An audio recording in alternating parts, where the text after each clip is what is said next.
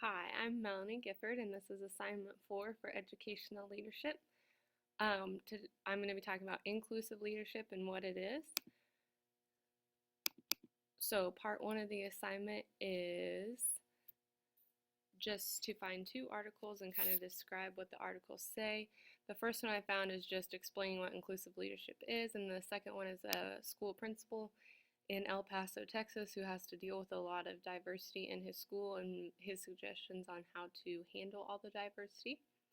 So, first off, what is inclusive leadership and why is internal communication important?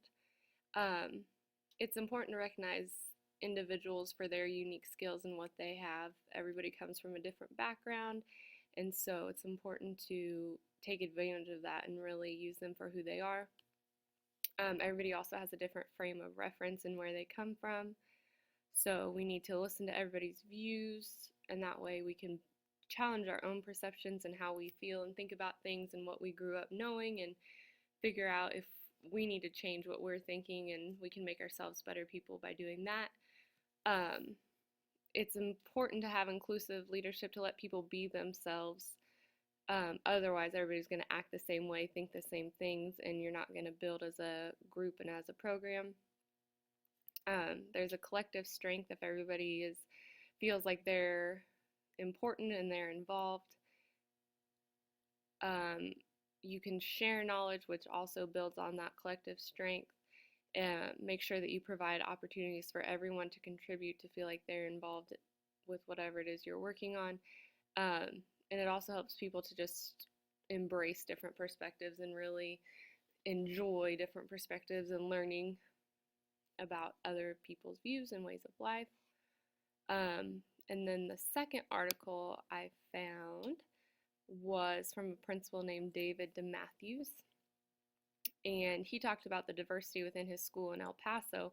Obviously, there's a lot of outsiders, and students build their own groups.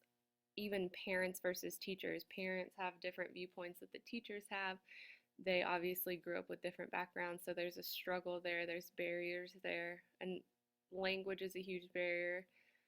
Disabilities, complexity of families. All the families come from different lifestyles, and so they have to deal with finding ways to meet in the middle with them. And then obviously poverty is big. So what he suggested leaders do to lead inclusively is definitely focus on just what's best for the student. Don't necessarily always focus on outside stuff that's coming in. Don't limit a student's success and happiness. Do everything you can to create equity within the student body and to make everybody feel like they are equal. Look at your curriculum. How valid is it? Do you need to change it in order to incorporate their own culture's history?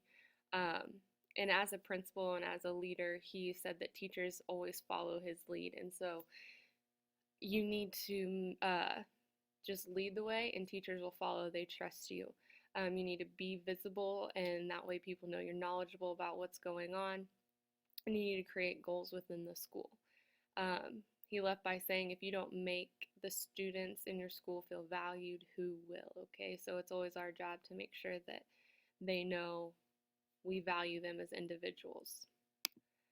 Part 2, I related it to coaching and being a head volleyball coach at the high school. It's my first year.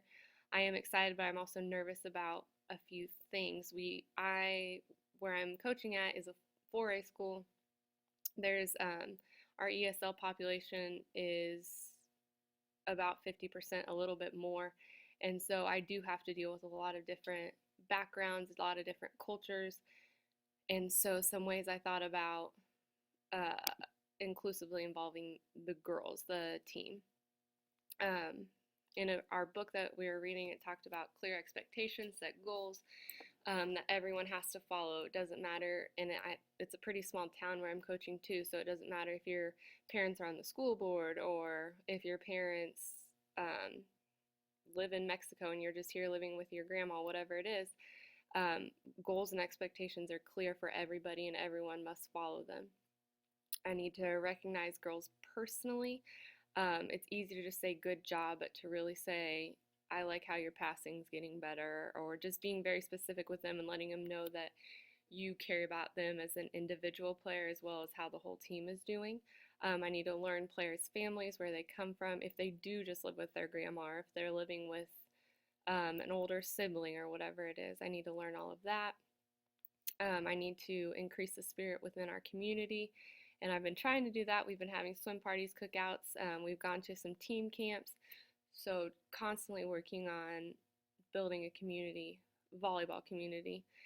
Yep, and then celebrating publicly. I've created a Facebook page, talked to the local newspaper. I'm trying to build the program here.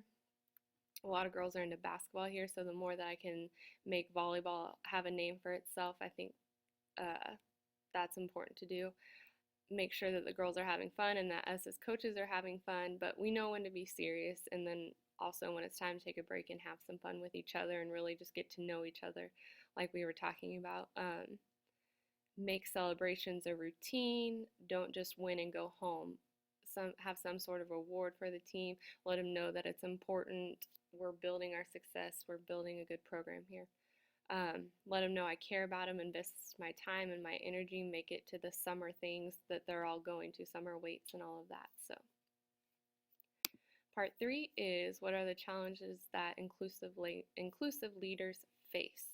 So some challenges that I kind of found and looked at were, obviously there's going to be a lack of communication if lots of different languages are present in whatever it is you're talking about. So it's important to find some way to communicate with them. It might not just be through talking, but some other way to communicate.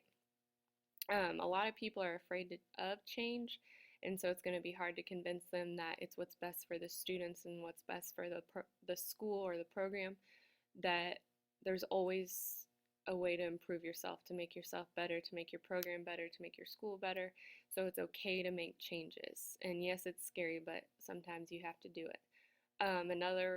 My last one is unconscious bias, when you think that you're okay and you're accepting of everybody, but then when it comes down to a woman being your boss or whatever it is, you actually do feel a little bit of bias, like, does she really know what she's doing?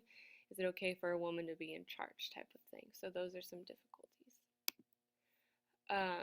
There are my references, and